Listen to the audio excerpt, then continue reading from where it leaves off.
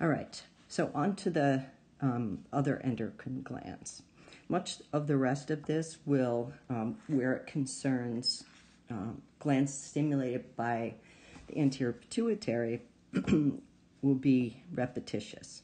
So the thyroid gland is located right below the larynx. If you put your hand on your throat when you are making noise, you can palpate the thyroid just underneath that. Triiodothyronine and thyroxine are the two hormones that we tend to think of when we talk about thyroid hormones. Both of those require the mineral iodine from our diet in order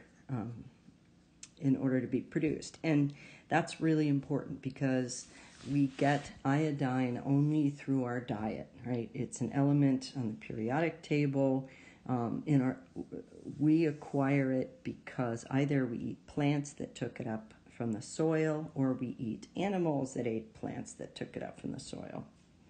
The third hormone made by the thyroid is called calcitonin, and it's involved in regulating blood calcium. All right, so back to the what we think of as the thyroid hormones.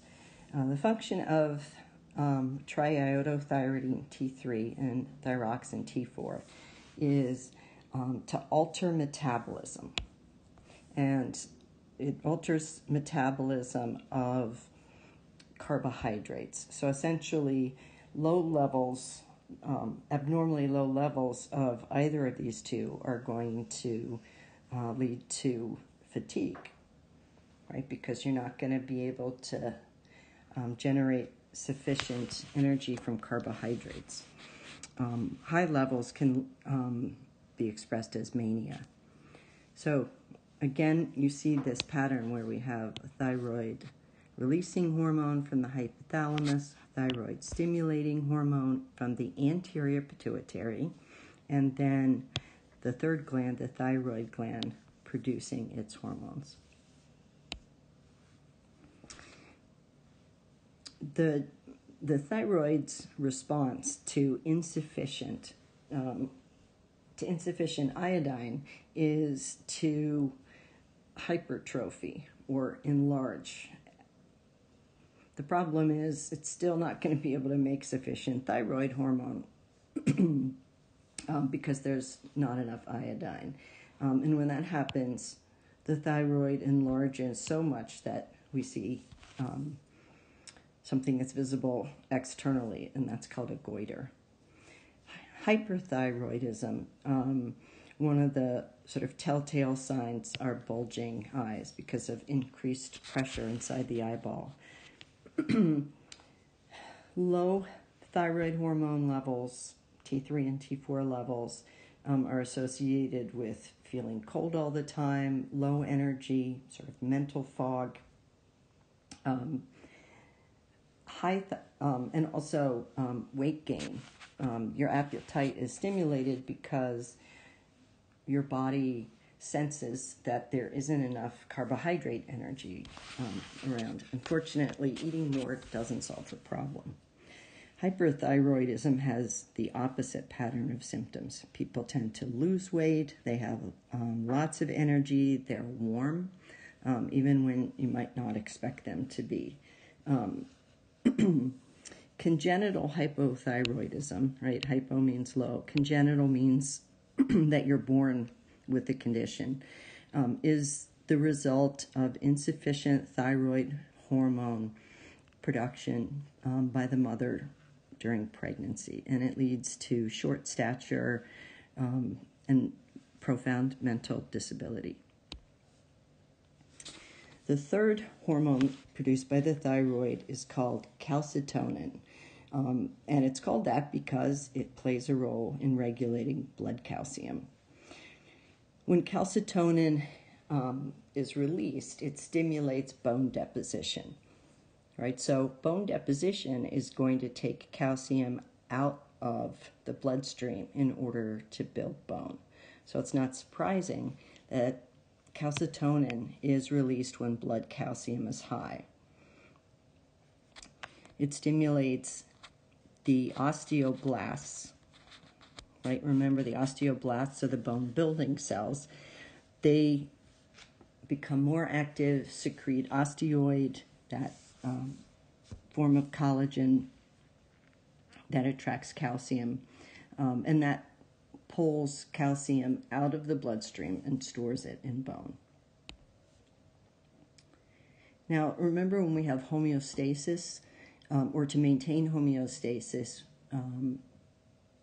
we need usually negative feedback loops.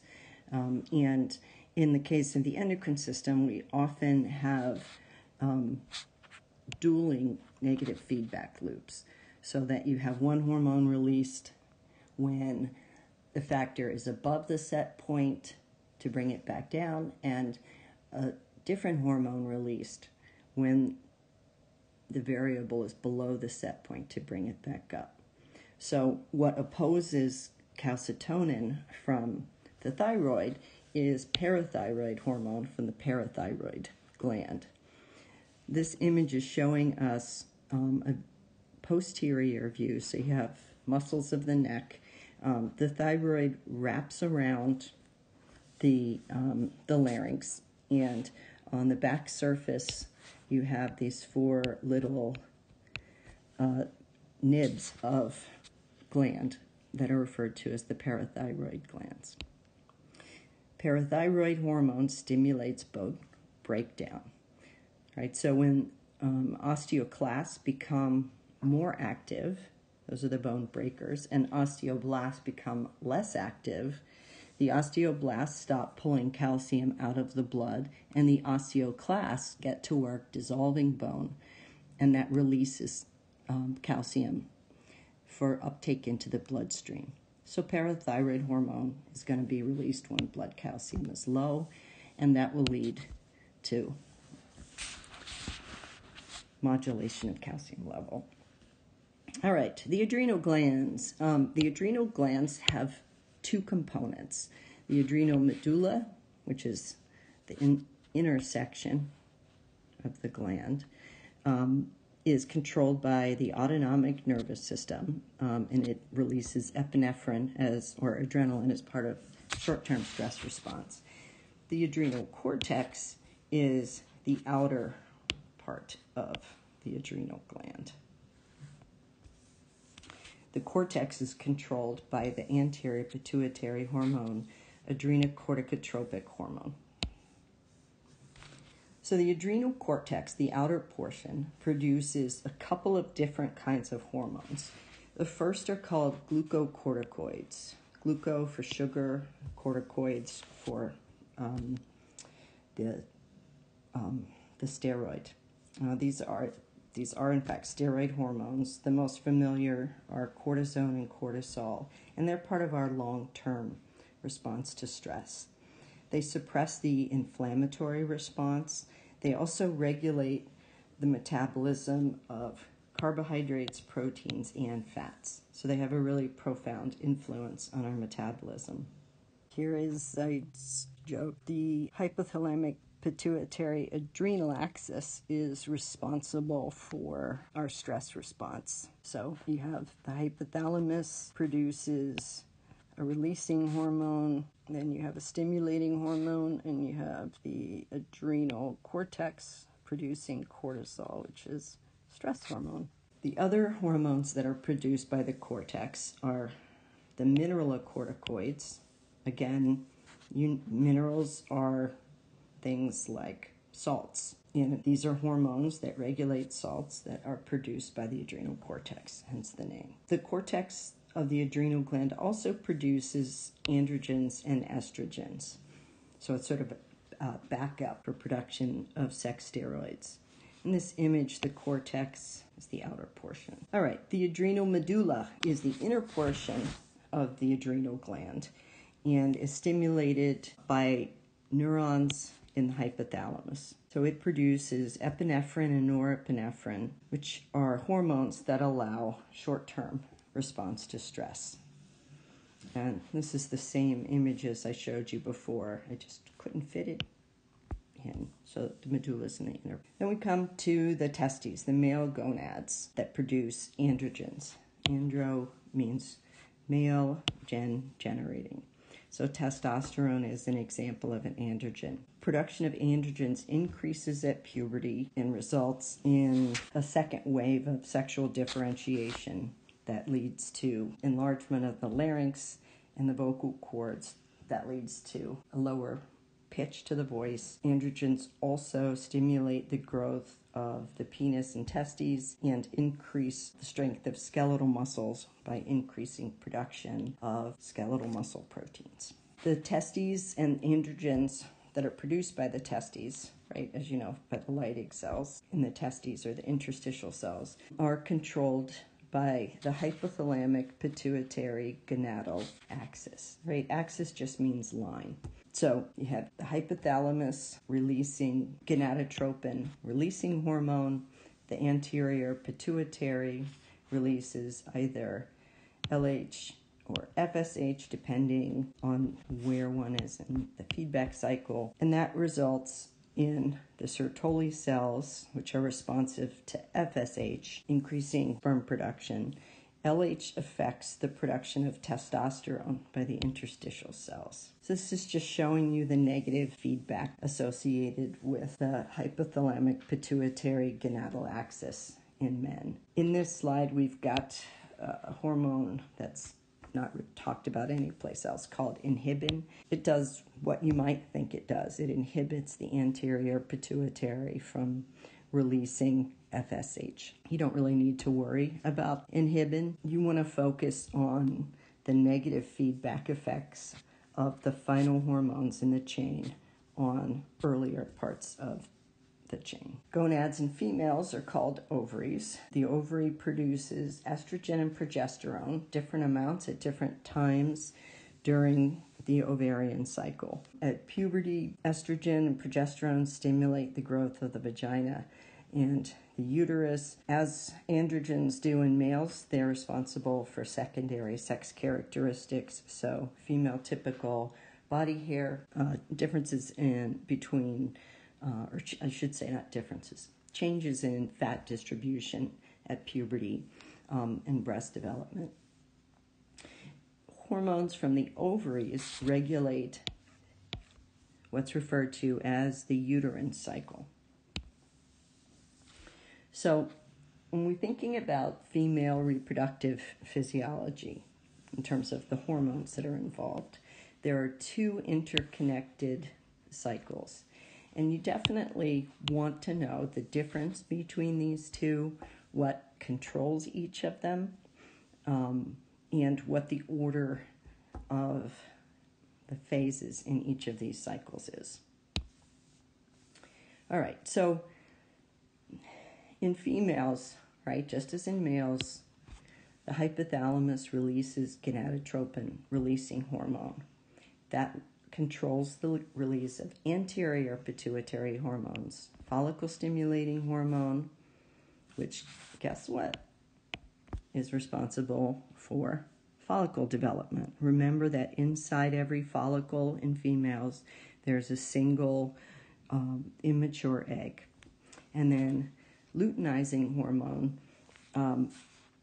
is responsible, a spike of luteinizing hormones, responsible for ovulation once that egg has matured. So the ovarian cycle, we're going to talk about that first, is controlled by the anterior pituitary gland. In turn, the ovary controls the uterine cycle. So the ovarian cycle is related to the formation and release of the egg. The release of the egg is referred to as ovulation. There are two phases, three depending on who you talk to. A lot of people don't count ovulation as a phase in the cycle because it's an event. It either happens or it doesn't. Whereas the follicular and luteal phases of the ovarian cycle take place over time. So in this image, we have a single ovary, and we have small primary follicles. Every 28 days or so, on average, one of these primary follicles begins to mature under the influence of follicle-stimulating hormone, right? That's why this is called the follicular phase. It's stimulated by FSH. It lasts for approximately 13 days, and during those 13 days, that primary follicle, which contains the immature egg, which is just, here we go.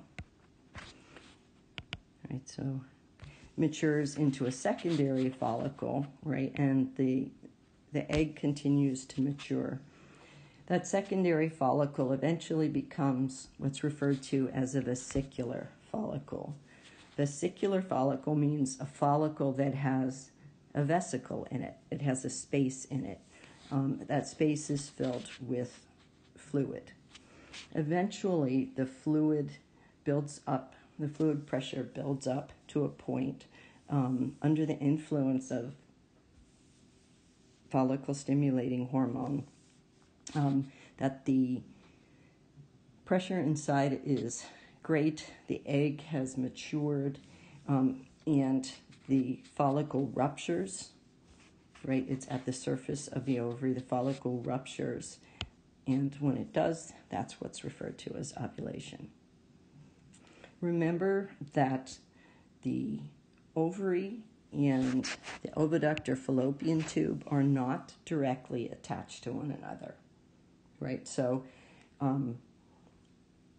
most of the time, that egg is going to be swept up into the oviduct by the movement of the fimbriae, those finger-like projections at the end of the oviduct, and it will be swept into the oviduct or fallopian tube and then gently carried toward the uterus. So after ovulation occurs, what's left of the vesicular follicle condenses down into what's called the corpus luteum. So a surge in LH is what's responsible for ovulation, and after ovulation occurs, we have the luteal phase, right? The corpus luteum means white body. And in fact, if you look at an ovary, that's what you see, is a white body. Over time, the corpus luteum regresses, right? And if a woman does not become pregnant, then that regression continues until you have what's referred to as the corpus albicans, which is also means white body, but in this case, there's no central area left. All right, so this is a summary slide for those of you that like to have things written out. Follicular phase is the first phase from, roughly speaking, from days 1 to 13. Ovulation occurs after a surge in luteinizing hormone at around day 14. And then the second phase is the luteal phase. Luteinizing hormone not only leads to ovulation, but it helps to transform what's left of the vesicular follicle into the corpus luteum. The corpus luteum secretes progesterone, right? And eventually, if pregnancy doesn't occur, you have a crash of both estrogen and progesterone, and that leads to menstruation. Menstruation, however, is part of the uterine cycle. Let me go back here for just a second. One of the things that I didn't mention with respect to the follicular phase is that as the follicle is developing, it's producing increasing amounts of estrogen.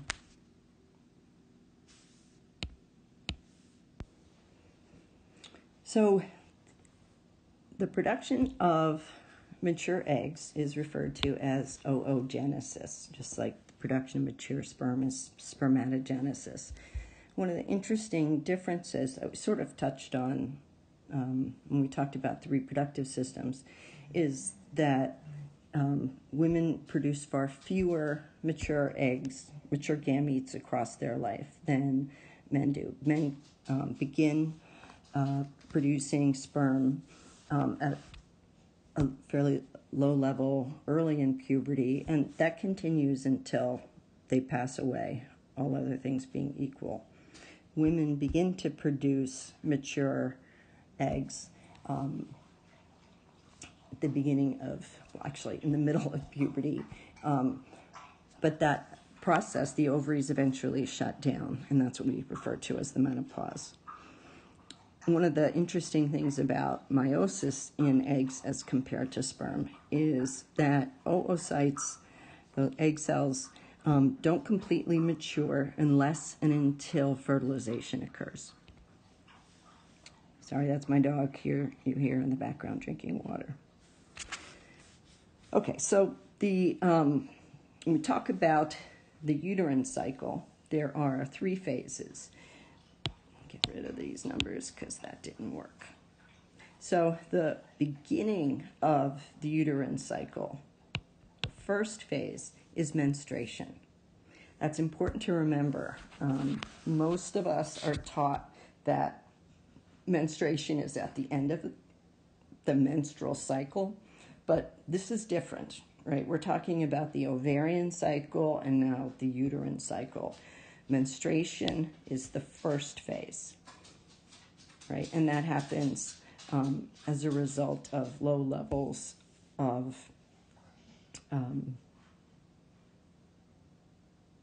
estrogen and progesterone.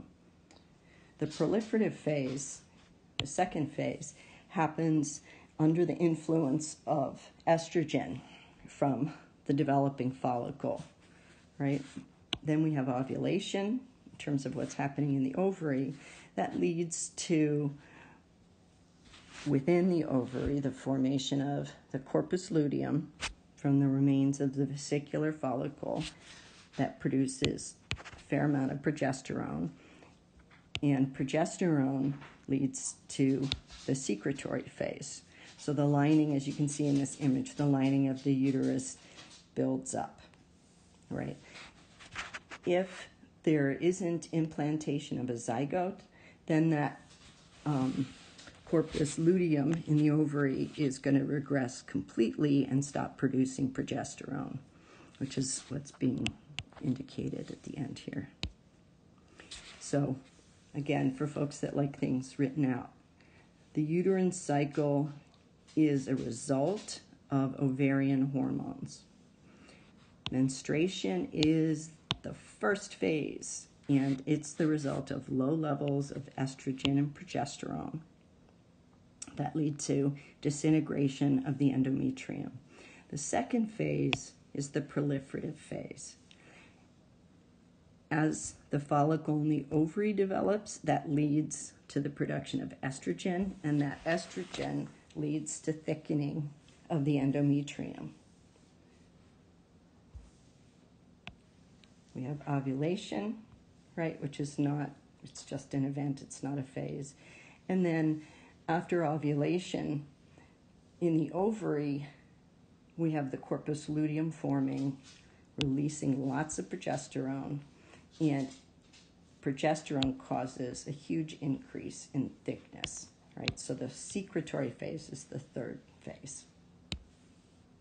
And there's the uterine cycle concept map. Folks tend to freak out with these kind of graphs, but you really don't get intimidated by it, right? It's essentially a bunch of graphs in one. The ovarian cycle, remember, is driven by pituitary hormones, anterior pituitary hormones. What leads to ovulation? This huge increase in luteinizing hormone, right? We've got FSH leading to follicle development. Then we have the spike in LH leading to ovulation, and then the corpus luteum. Now, the ovary across this cycle changes the hormones that it produces. And that in turn drives the uterine cycle. So FSH leads to the production of lots of estrogen. Progesterone's pretty stable. After ovulation, estrogen production goes way down, and progesterone production goes way up. So FSH stimulates follicle development, which leads to estrogen production. And then next, the pineal gland. Unlike a lot of the other glands we've talked about, the pineal gland is responsive to input from our eyes. It's sensitive. It gets input from our eyes about essentially about when it's light and when it's dark. The pineal gland, in terms of its location, sits just below the corpus callosum, right there. So it's a bad color to use. Sits right below the corpus callosum. And it's nestled into the crevice between the left and right thalamus. The pineal gland secretes a hormone called melatonin. Melatonin regulates our circadian rhythm. So dia is day, circa means around. So it essentially regulates our daily rhythms. And circadian rhythms are a really complicated topic. There are other hormones that occur in a daily 24-hour, more or less 24-hour pattern. Most people's association with melatonin has to do with recovery from jet lag or trying to get to sleep. And melatonin is, in fact, the signal that tells our brain it's time to shift what it's doing and for us to go to sleep.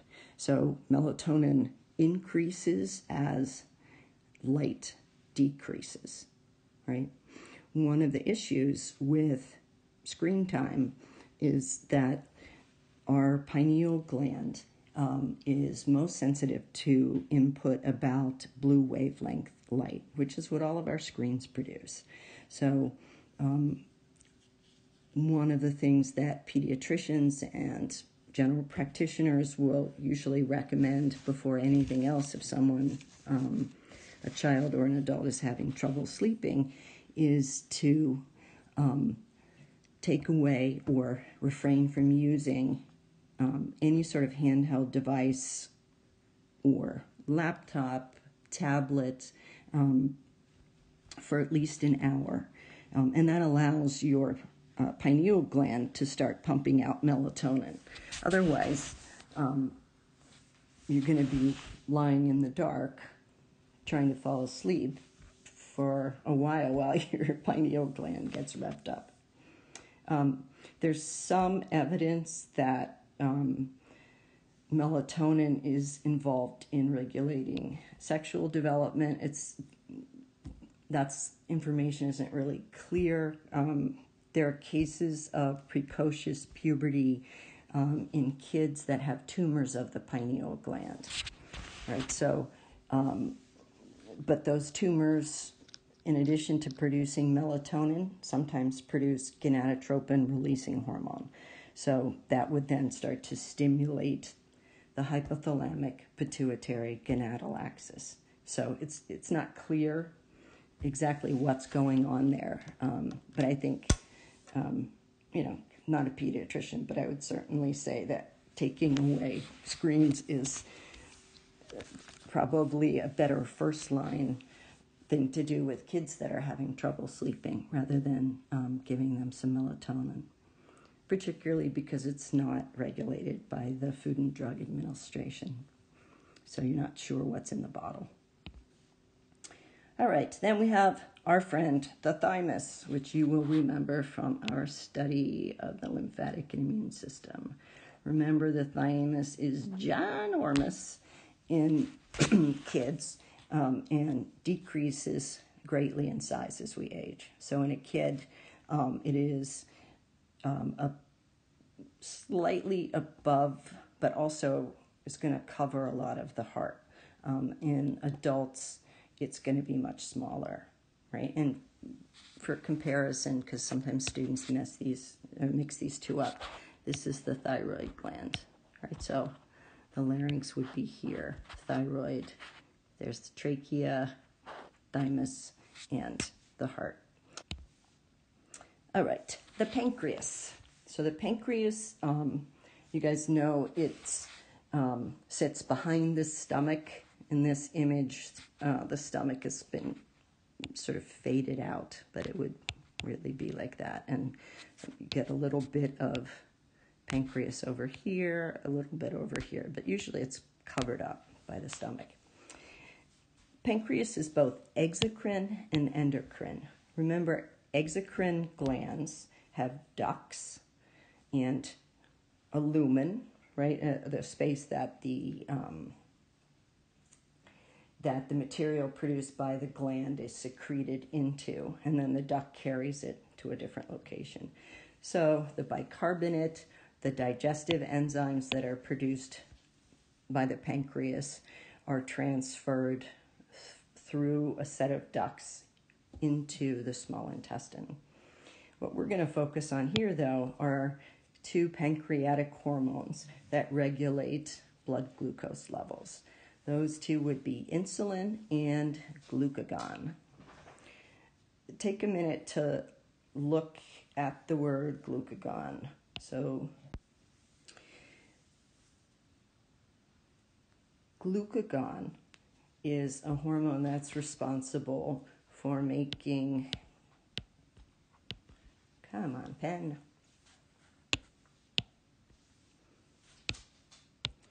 for making glycogen. Gone.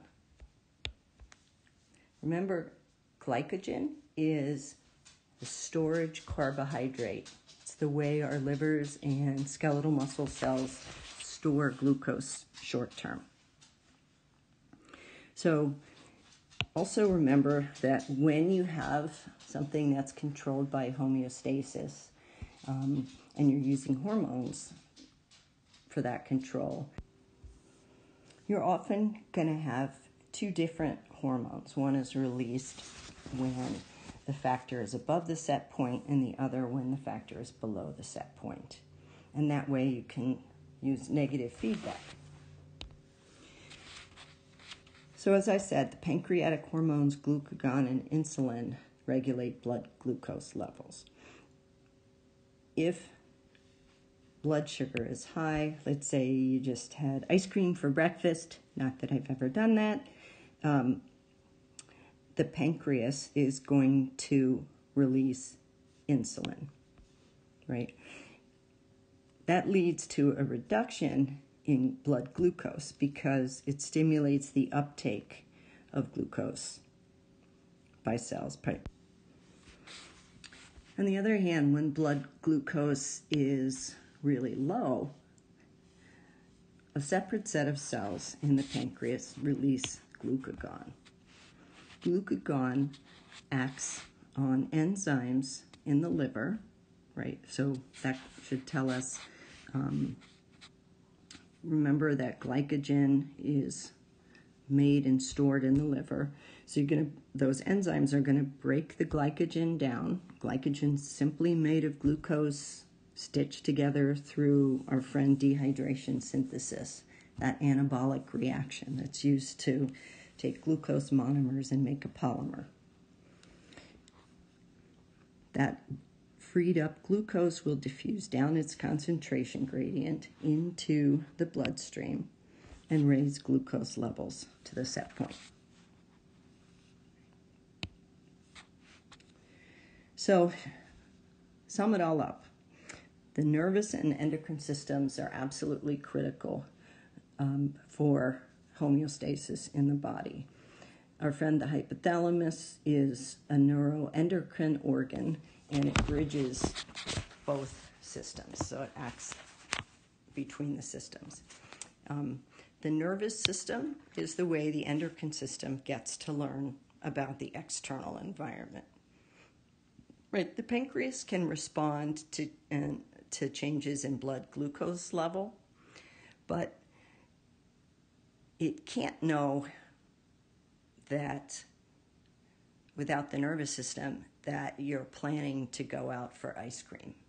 And it turns out that our nervous system actually forewarns the pancreas to start releasing either insulin or glucagon, depending on what we anticipate to be happening in the future. All right, so that's it. I will see you guys in class.